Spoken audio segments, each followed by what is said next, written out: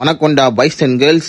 நம்ம பண்ணிட்டு இருக்க சிக்கமான பல்கிங்ல இன்னைக்கு வீக்கெண்ட்னால வெளியே போயிட்டு ஒரு சாயை போட்டு கூட 2 பிஸ்கெட்டை போட்டு அதுக்கப்புறம் எல்லாரும் வந்து கேட்குற கேள்வி, ப்ரோ மொத்தமாக எவ்வளோ ஆச்சு, எவ்வளோ செலவு பண்ணீங்க? இதுக்கு தனியாகவே நான் ஒரு வீடியோ போடுறேன், அதுக்கு கொஞ்சம் டைம் கொடுங்க.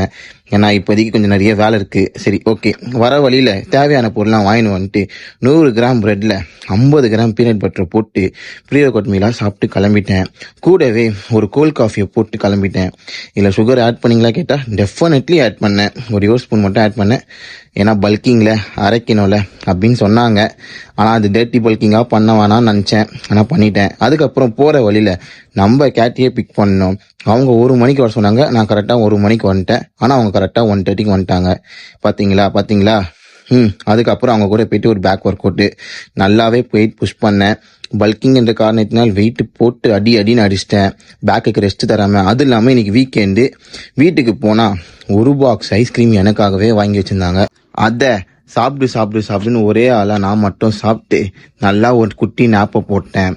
பார்த்தீங்களா எவ்வளோ சாப்பிட்டுன்னு கண்ணு வச்சிட போறீங்க. அதுக்கப்புறம் ஃபேமிலியாக பீச்சுக்கு போயிட்டு அங்கே போயிட்டு சிக்கன் ரைஸு, ஜப்பான் சிக்கனு, அது இதுன்னு அச்சு நான் ஒர்க் அவுட் பண்ணிட்டேன்.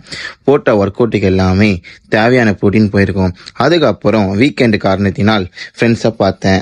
எத்தனை வீக்கெண்டு காரணம், ஏன்னா வீக்கெண்டில் மட்டும் தான் இவங்களாம் பார்க்க வேண்டிய நிலமை. எல்லாரும் ஒரு ஜூஸை போட்டோம். விஷாலு டயட்டில் இருக்கான், அவன் குடிக்க மாட்டேன்ட்டான். நாங்கள் எல்லாருமே அச்சு நகுத்திட்டோம். அப்புறம் நாளைக்கு பார்ப்போம். பை.